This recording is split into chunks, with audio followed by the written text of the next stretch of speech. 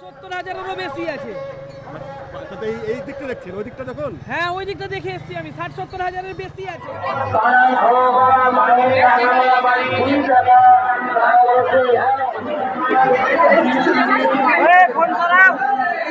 একটু ঢুকতে দিন।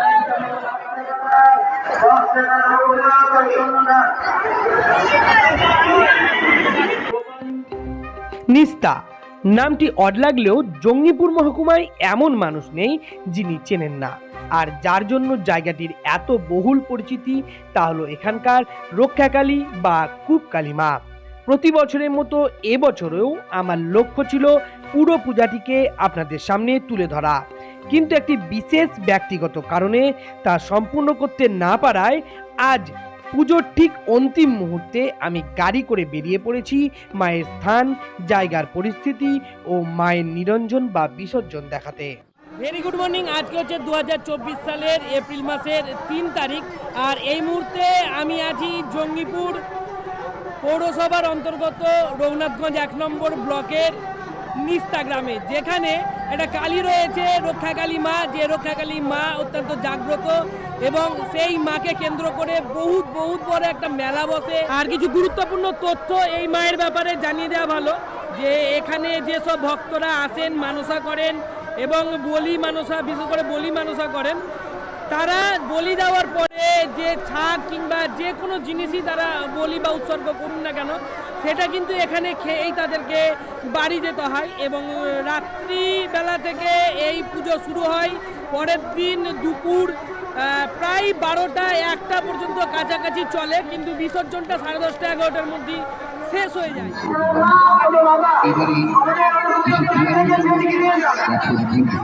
এই কালীবাহী মায়ের আবির্ভাবে এই হচ্ছে নিস্তা কূপকালী মায়ের মন্দির, আর এর সামনে রয়েছে বিশাল বড় একটি জায়গা। এই জায়গার উপর দিয়ে আমরা উঠে চলে যাব, সোজা মায়ের মন্দিরের ভিতরে যাব। মন্দিরের ভিতরে গিয়ে আমরা মাকে দর্শন করব, সাথে মায়ের হোমযজ্ঞ হচ্ছে সেটিকেও দর্শন করব, আর মায়ের যে মন্দিরের বলি স্থান রয়েছে সেটিকেও সচক্ষে দর্শন করব।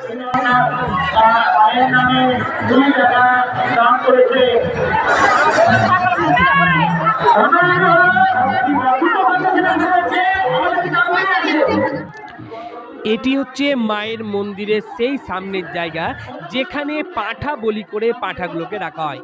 এখানের রক্ত দেখে আপনি বুঝতেই পেরেছেন যে কত পাঁঠা এখানে এক রাত্রে বলি হয়। এখানে এক রাত্রে 250 থেকে 300টি পাঁঠা বলিদান হয়, যা এই গোটা এলাকা বা মুর্শিদাবাদের সবথেকে বড় বলিদান বা বলিদানের ক্ষেত্রস্থল এটা বলতে পারেন। আমরা সোজা চলে যাব মায়ের মন্দিরের ভিতরে, ওখানে হোম যজ্ঞ হচ্ছে, সেই হোম যজ্ঞটাকে আপনাদের দেখানোর চেষ্টা করব।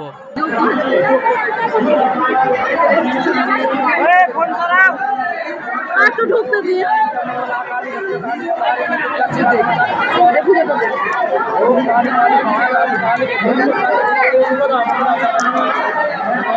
সামনে থেকে সরো।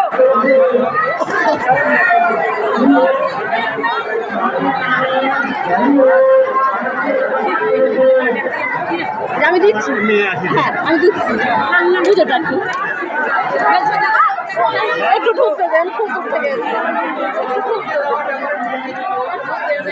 আমাদের বাড়ি আছে, পুজো পুজো হয়। আর এখানকার সব থেকে একটি বড় এবং আশ্চর্য ঘটনা হলো, এই মা কালী, রক্ষাকালী বা কূপকালীকে এক রাতের মধ্যেই তৈরি করে তা পুজো করতে হয় এবং পুজো শেষ হয়ে গেলে তা সামনের পুকুরে নিমজ্জিত বা বিসর্জন দিতে হয়।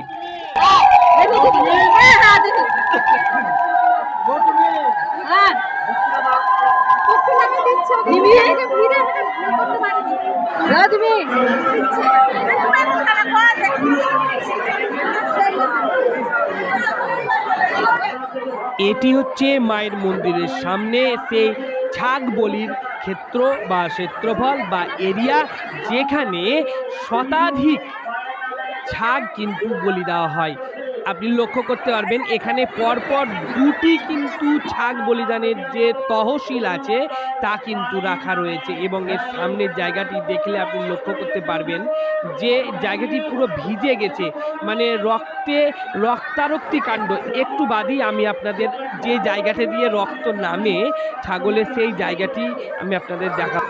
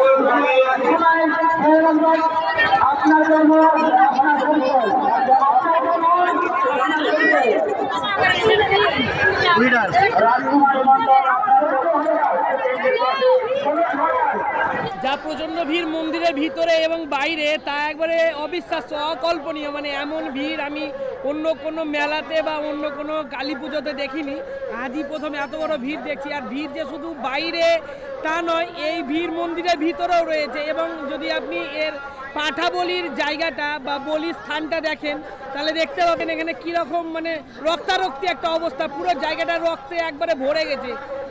আমি যা শুনেছি তাতে 250 থেকে 300 কিংবা তার থেকেও বেশি পাঠা বলি হয়। আর এই পুরো মন্দিরের ভিতরটা দেখুন, আর এই যে মন্দিরে পাঠা বলির যে ক্ষেত্রটা সেটা দেখুন, পাশে আরও যে বড় টেন্ট করে রাখা আছে এবং পুলিশের ব্যবস্থা রয়েছে, এখানে সমস্ত কিছুই ভালো। এবং মায়ের যে বিসর্জন হবে তা 10:30 থেকে 11টার দিকে করা হয় এবং তা এই সামনের পুকুরটাতেই করা হয়। মোটামুটি আমার হিসাবে যা লোক আছে